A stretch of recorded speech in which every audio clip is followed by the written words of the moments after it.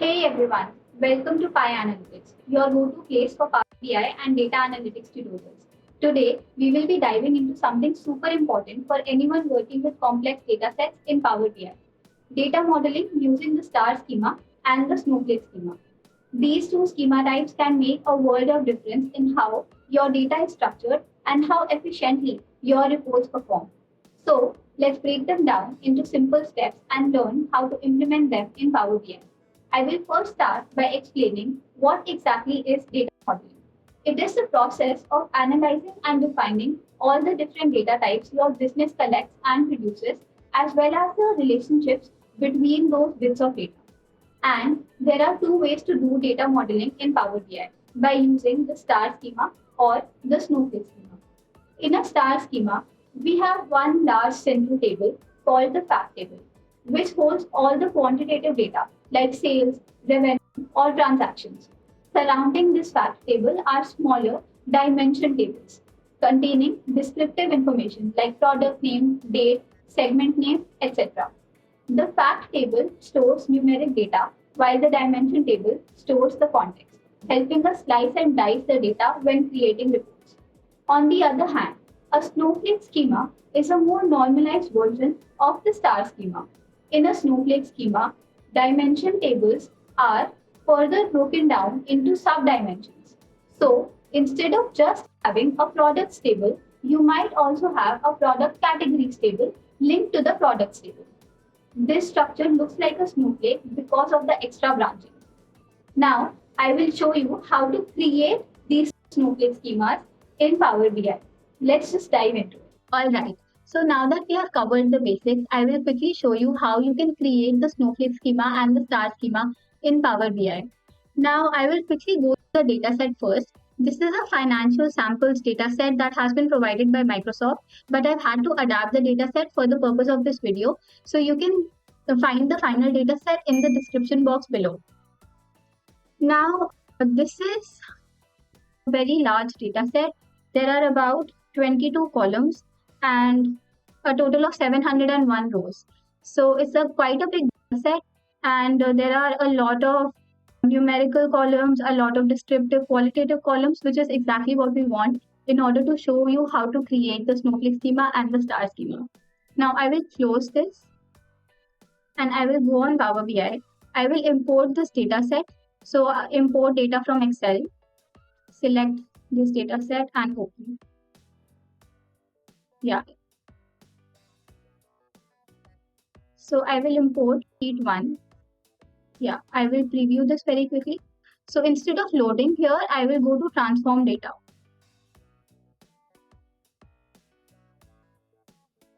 And in order to create the star schema, I need about 5 tables. One would be the fact table and the other 4 would be the dimensions tables. So I will duplicate this main table 4 times.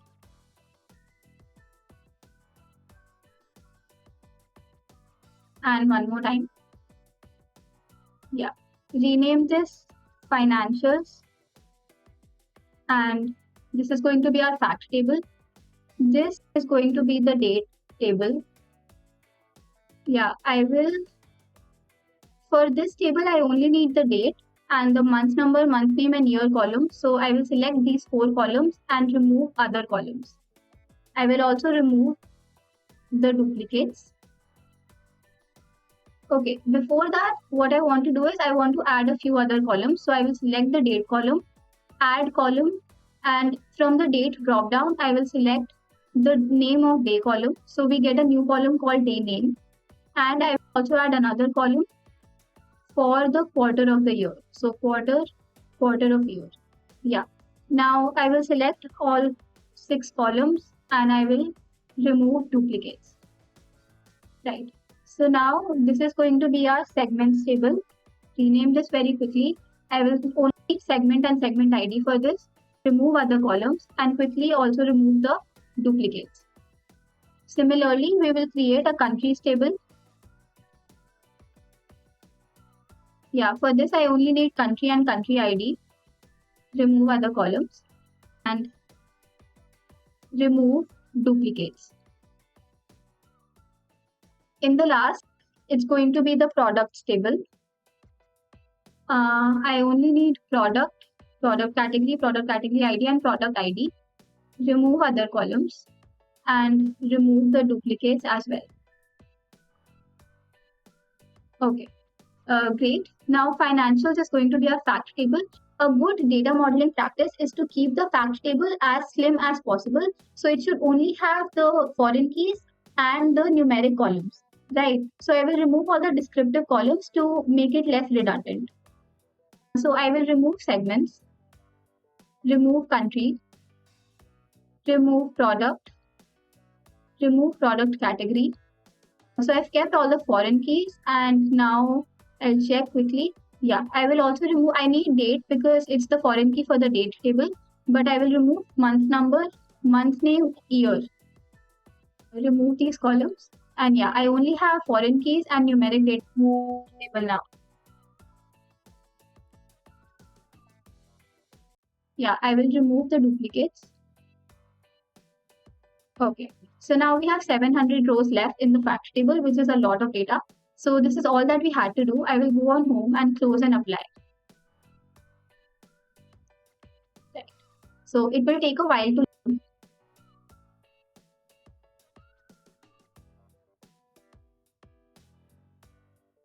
Yes. So now that it has been loaded, I will go to the model view and see. Power BI is a very intelligent software, and model view is where we create the schemas. And Power BI is a very intelligent software. It has already identified these relationships on its own. But for the video, I will go on manage relationships. I will select these three and delete and show you how to create the relationships again.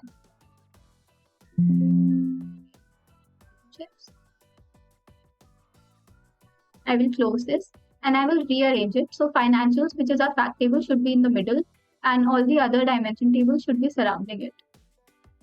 So yeah, like this. I will also bring the date table here and the segments table. Now, how to create relationships between the tables? You go on manage relationships. This is the easiest way to do it. You select new relationship. From table, this is, we are selecting the fact table here, and you select two tables. So I want to link it to countries table first. So I select countries. Yeah, it has identified the foreign key on its own.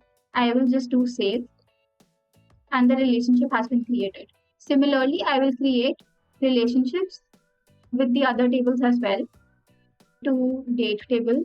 So here it has not been able to identify the foreign key. So what you do, you select date in the fact table and you select date in the dimensions table. And save this. Yes. Similarly, I will also create the relationships with the segments and the countries table, financials, countries. Okay, I think I've already done this. Sorry. I will select financials, segments, and yeah, save. Again, new relationship from financials to products. Okay, so one mistake that we made, I did not remove duplicates in the products table. It seems like that. So I will cancel this, close. I will go back on transform data. Yeah. And we will quickly remove the duplicates from the products table. Okay. Okay, so we will delete the product category because I need this for the Snowflake schema. This will cause problems for the star schema. So I will remove this column here and I will close and apply. Yeah, it will take a while. Okay, I will go back on model view and then I will create the relationship. It should happen now. Financials to products. Cancel. Yeah, I think there's an issue with the data here. Go back on transform data. That is fine. These things happen when you're working with data modeling. Right. So I need to remove the product. So there are no duplicates here. A few duplicates in the product category ID. So I will remove this table. Now, how do I bring back the product category table in this? I cannot. Yes, I will remove. Right. So when you cross the applied steps here, it undoes whatever you did.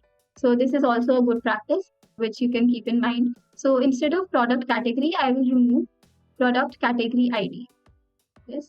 And yeah, so now there aren't any duplicates. There are some duplicates in product category, but I think this is a descriptive column, so it won't cause any problems. Close and apply. Yeah, you go back to manage relationships. Now, I really hope this happens to products. And yeah, it has happened, so save. So the mistake that I was making is that in the product category ID, there were a few duplicates and we couldn't remove them because a product category ID is a column that I needed for the Snowflake schema and it will be redundant in the star schema. So you need to keep this in mind when you're practicing on your own. Yeah, I will close this and see. So a star schema has been created. It's called a star because of the dimensions table surrounding it and the relationships have been created. So it gives the shape of a star, which is where it gets its name. And yeah, this is the star schema. This is how you can create it. It's a very easy but a very effective data modeling practice. So now for the Snowflake schema, I will go back on transform data. And what I will do is I will bring back the product category ID. Yeah, and I will duplicate the products table. I will call it product category. So now this table, it will be a sub-dimension table for the Snowflake schema. Like we discussed earlier, in a Snowflake schema, the dimension tables are further divided into sub-dimension tables.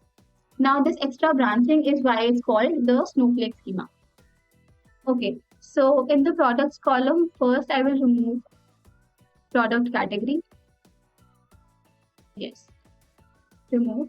And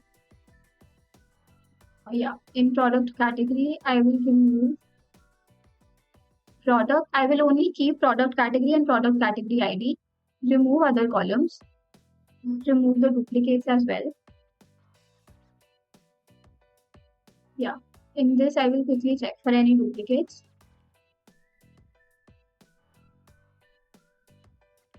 Yeah, check for duplicates. Yeah, so I will close and apply. We are back to model view. And yeah, this looks a little wonky here because Power BI has tried to create a relationship on its own, but it has linked the financials to the product category table as well. So we don't need that.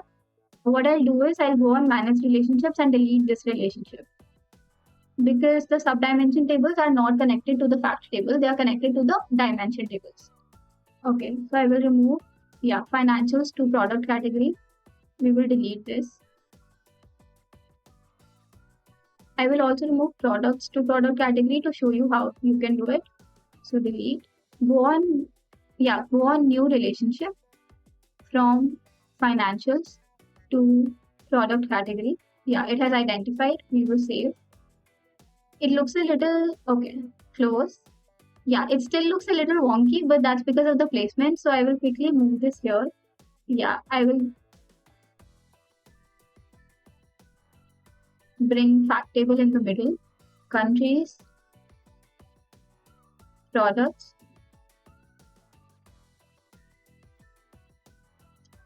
Okay, I think there is an issue. I will go back on manage relationships. Yeah, financials to product category for some reason has not been deleted. Yeah, delete this and go back on new relationships.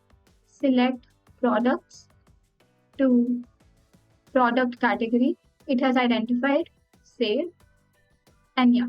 So a further sub-dimension table for the dimension table that was products has been created, and this is the Snowflake schema.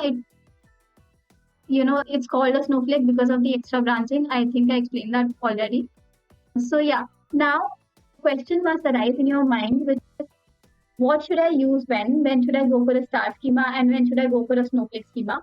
So there is no direct answer to this. What I will tell you though that the star schema is faster and easier to maintain So it's usually the more reliable choice for most reporting scenarios. But Snowflake schema is a more normalized version of the star schema. So it is used when there are too many hierarchical relationships between your data and to sometimes reduce the data redundancy. But like Snowflake schema can impact the performance of your report. So you need to choose wisely. Snowflake schema is only used when there are too many columns, when the data set is too large to just divide it into a fact table under a dimension table. So you need further sub-dimension tables. So I think you choose that depending on your data set. Now, I am done with the tutorial, and you can drop any comments that you have about this video in the comment box below. If you have any questions, I will be more than happy to answer those. And don't forget to like, share, and subscribe for more Power BI content to the Pi Analytics channel. Thank you so much. I am signing off.